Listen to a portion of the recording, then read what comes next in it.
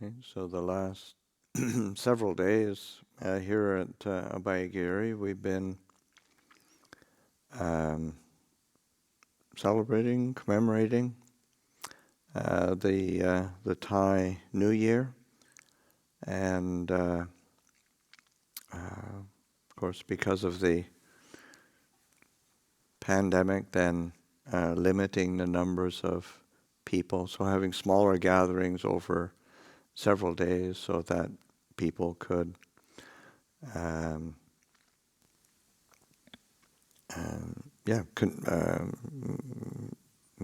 maintain the customs and traditions for the traditional New Year um, um, commemorations or acknowledgement, and so it's been quite wonderful, really. Um, People coming. It was Tuesday, Wednesday, Thursday. We had a break on yesterday. Today, people coming, and then tomorrow will be the last day. So having groups come, and that's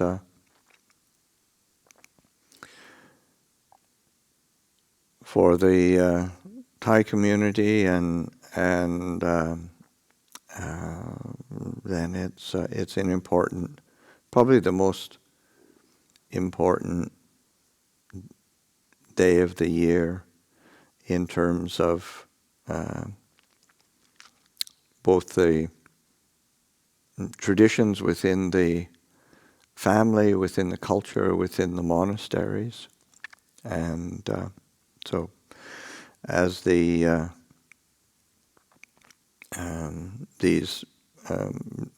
days have passed, and there's just been a lot of, I think, a lot of joy that people have been experiencing, being able to come to the monastery and participate, offering the meals and to the sangha, and then after the meal, there's been kind of blessing ceremonies and also offerings made, and there's a tremendous amount of generosity being shown. And I think one of the kind of the spirit of the say the Thai New Year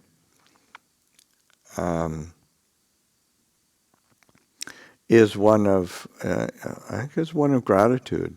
I'm thinking of how it's manifests and how it's shown, because it's it's not just a religious ceremony in the sense of people coming to the monastery, but it's also a time of people paying respects to elders in their families, whether it's parents, grandparents, respected elders in the community, in their communities, and then of course towards their teachers, and both say traditionally in Thailand, both in terms of the say secular and toward the monastic teachers. So it's a nice kind of expression of gratitude and connection.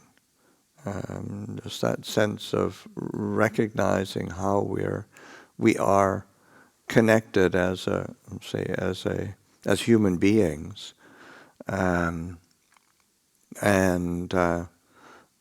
having those connections of gratitude and respect and a sense of because in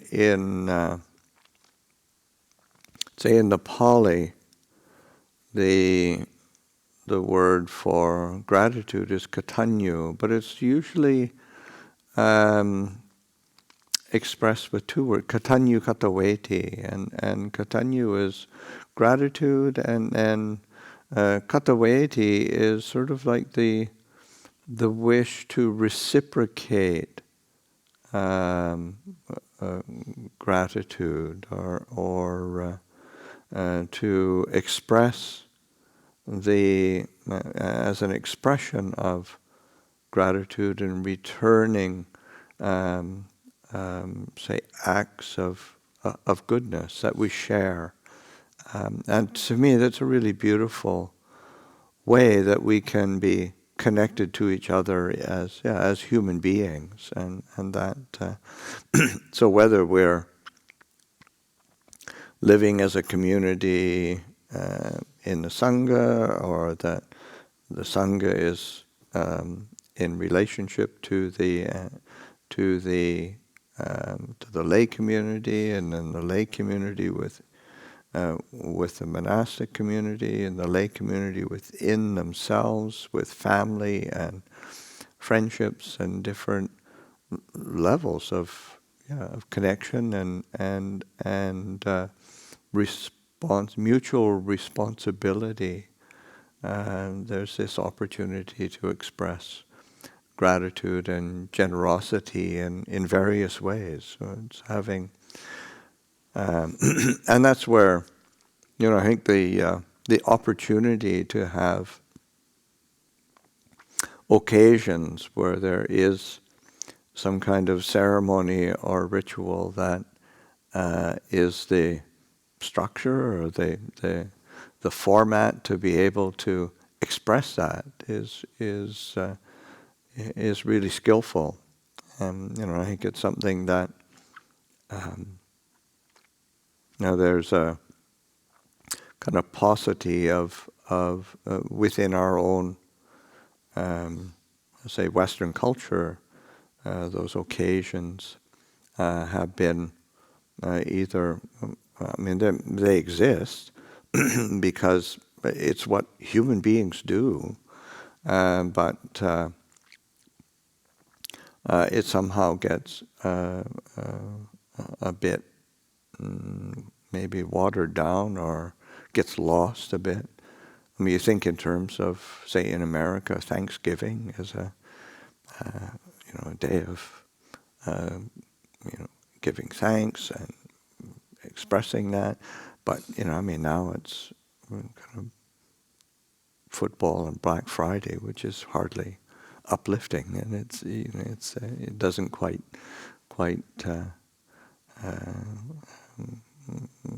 get the same feeling. So I think those occasions of how do we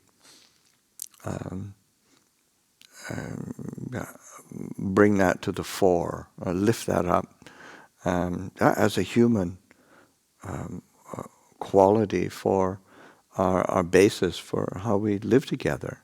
Because and of course it's not just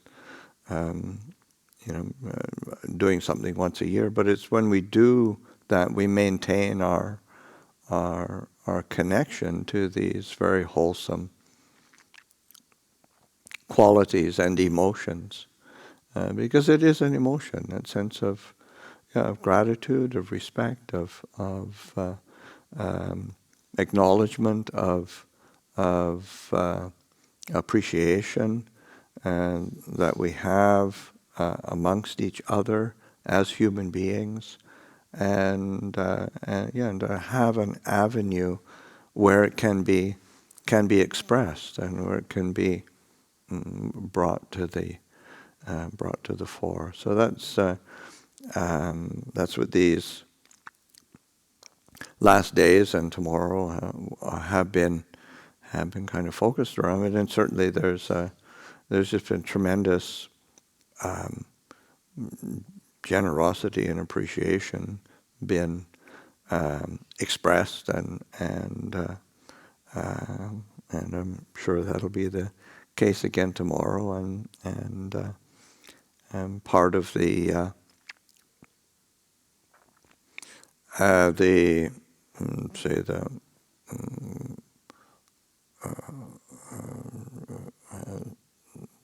the avenue of expression, or the what has been lifted up as an occasion for helping towards was helping the renovation of the Santi Vihar, which is house, the property that we were offered a couple of years ago, and thinking to renovate that and make it a suitable place for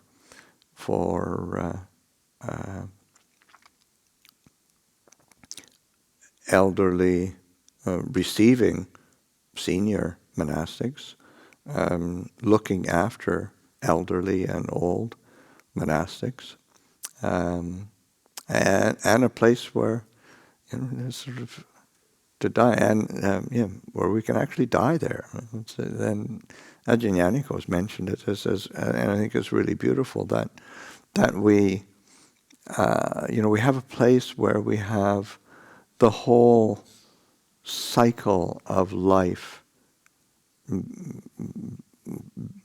contained, or the possibility of the whole cycles of life within the monastery, and giving the example of Wat Pah Pong, Ajahn Chah's monastery, because nowadays, say when I spent most of my time there, then the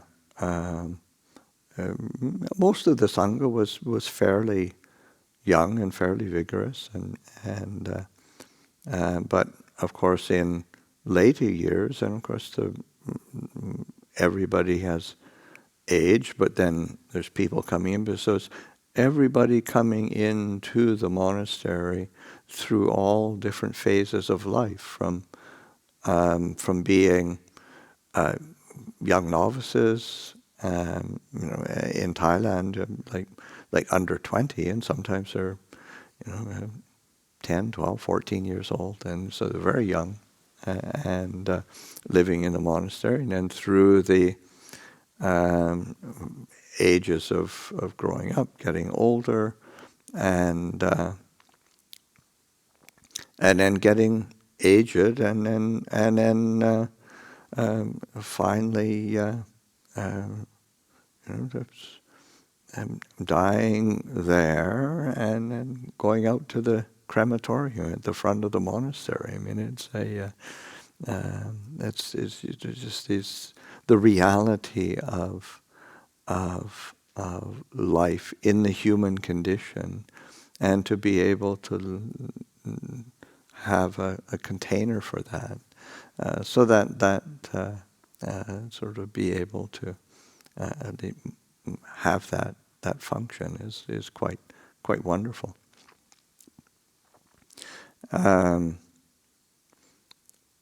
So that's the sense, again, the sense of gratitude, appreciation to the all of the people who have been making offerings to help support, both here in America and also in Thailand. People had heard that this was going to be happening, so people helped out, and that's it's been quite touching, really, to see the generosity. But I think it's that sense of, again, a sense of katanyu kataveti, that kind of gratitude, and then wish to reciprocate or act on that gratitude, and to be how can I help? How can I support? how can I reciprocate in some way? And that, I mean, there is sometimes it's translated as a sort of like a debt of gratitude, but that's it's not really how it feels. It's more like the mind moving, lifting up out of brightness. It's oh wow, yeah. How can I help? How can I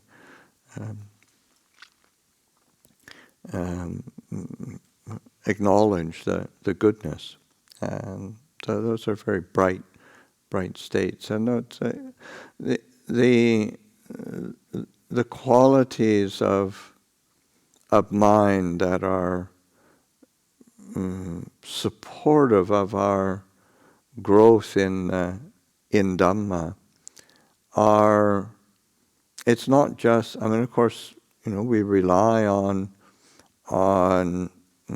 precepts, on meditation, on the understanding with discernment of the teachings and the application.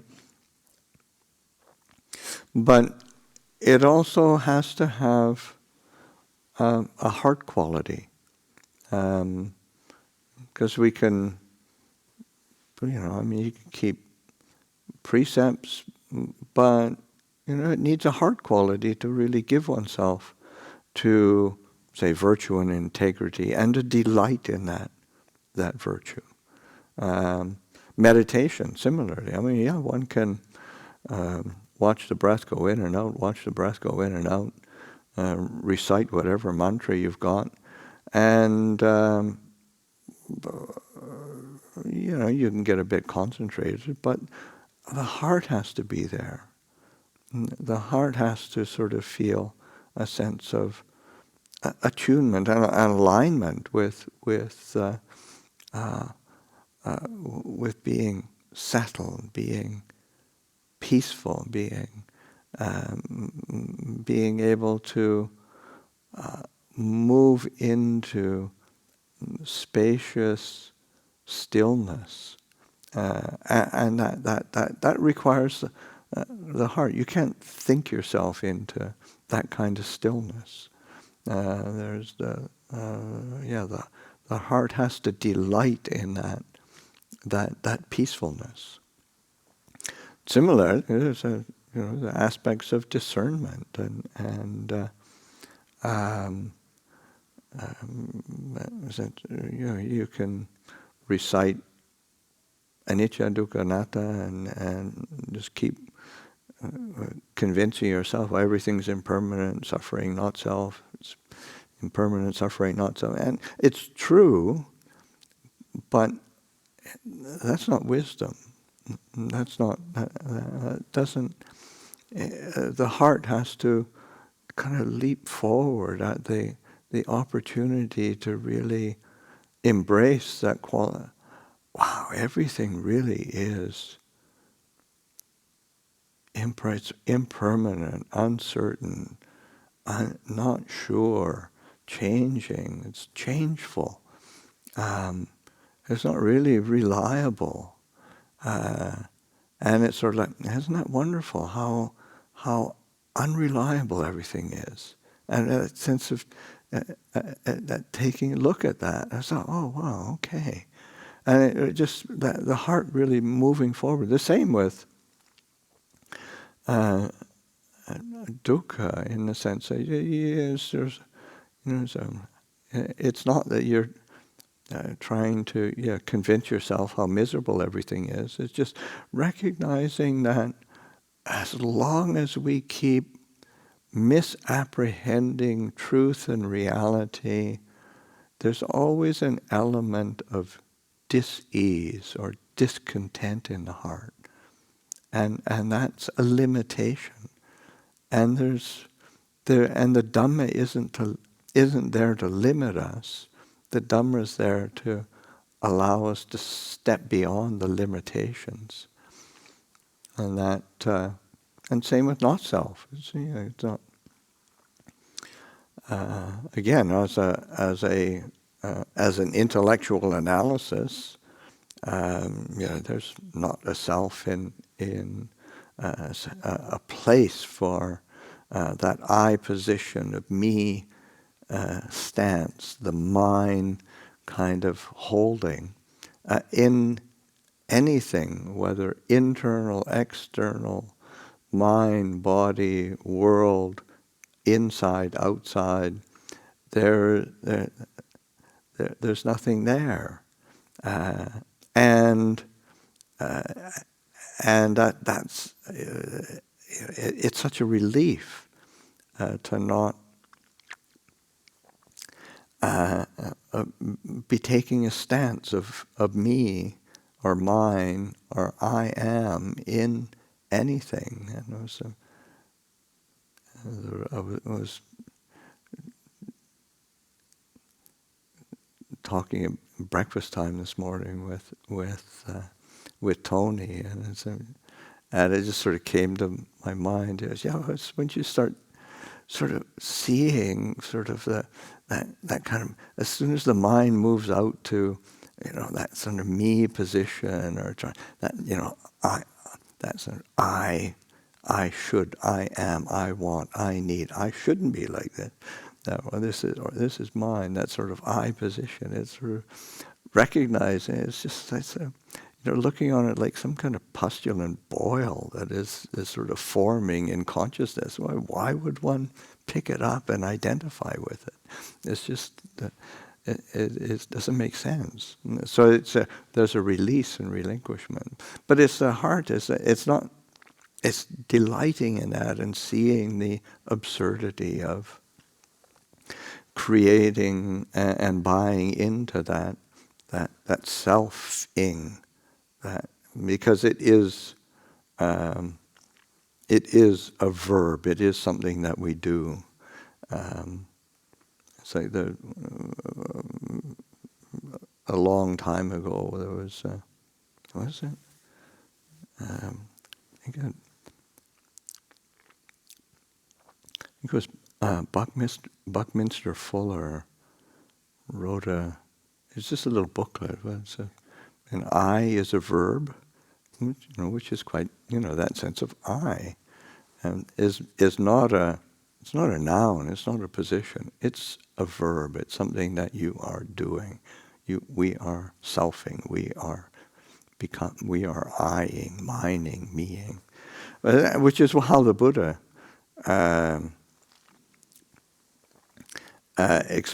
expresses it in that sense of ahankara, mamankara, that the I making, the mind making, because that's what we're doing. We are making it. Kara is the verb to do, and to make, to create, and it's what we do. So and so the heart has to see that clear. So it's emotion. I remember Lumpur Cha talking about, say, Dhamma in the sense of, how can he teach Dhamma to all these people who are so different, and especially for, say, Ajahn Chah, he had many different Thai disciples, but even in Thailand, they were from different areas of the country and spoke different languages. But then certainly all of the different foreign disciples who really spoke different languages and had different cultures. And Ajahn Chah said, well, it's not about teaching. Dhamma isn't about the words, because the words and the language are really are very different. You can just the word for warm water in Thai and in central Thai and where Ajahn Chah's monastery was, they're different. And then in English it's different. French, it's different. Chinese, it's different. So you think if you think you can pointing out through language, and then it's not assuring. He said, but the language of Dhamma is feeling, and he said it's like you just take water and you dip your finger in it and you feel it. You drink it and you feel it. It's an experience. So that the language of Dhamma is feeling. And of course what the Buddha points to is that feeling of happiness and suffering, peace and confusion. Those are the feelings we have to pay attention to. What is it that facilitates our understanding of those very human experiences, those human emotions? And what do we value? And of course I think all of us who are drawn to the teachings, drawn to the practice, I'm sure we value peace and well-being, happiness, clarity. So that's to be accomplished through this practice, through this training, and the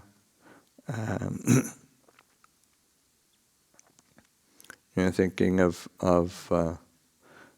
say this path of practice for the overcoming of self. They say the eightfold path that the Buddha teaches. That is, it's led by right view, right understanding, but it integrates, it works together. Right view, right intention, right volition, or right kind of aspiration maybe, and then right speech, right action, right livelihood, right effort, right mindfulness, right concentration, and then that path. That's like Ajahn Chah said, the eightfold path. It's kind of like when he was in England. He was in seeing the kind of roundabouts, traffic circles. Say, well, this is exactly like this is like practicing Dhamma. This is all of there isn't any sort of straight lines all the time. It's like circles within circles within circles, and but it's supporting each other. The practice is supporting itself, and so that as we practice and cultivate and develop, there is this sense of this path relying on itself, and there's in the Pali, in the scriptural language, the Buddha says there's samadhi. It's not just sort of view, like samadhi is, it's usually translated as right view, right intention, right speech, right action, right life. But that right, that word is not right in the same way that we use the word in English, but it's more like in terms of it is just right. It's the appropriate. There's an attunement. So that sense of attuned view, and that is attuned to the rest of the factors of the path, so that there's an attunement that is happening, and that's actually Ajahn Jeff talks of that word samma as it being a musical term, which does mean, say, like in tune or in so that sense of attunement. So that our practice is we're attuning to ourselves, to attuning the heart to our actions of body, speech, and mind, attuning ourselves to our interactions with each other as human beings, attuning ourselves to the principles of truth, principles of reality, so principles of nature. And so that, because that's when we translate so we say, or think in terms of, well, what is Dhamma? Well, Dhamma is it's like nature, truths of nature. This is the way things actually are in nature. And so that attuning ourselves to these truths and how that integrates with each other, because it is the nature of all of our actions is that we affect each other. So in the same way that as I started the talk of the people coming to this monastery and making offerings and expressing gratitude and showing that has an effect. It brightens the heart, it brightens the mind, it brightens our life, and so it's kind of similar like that. Like this sense of attunement to the past is kind of like having a light that shines, leads the way for us. It's lighting up the path for us. It's lighting up our lives for what's a really appropriate direction to go in. What is going to lead to peace and well-being. So this cultivation of the path, developing of these just wholesome qualities, attuning the heart to what is to our true benefit, what's to our growth and development in what is skillful and peaceful. So I'll offer that for reflection this evening.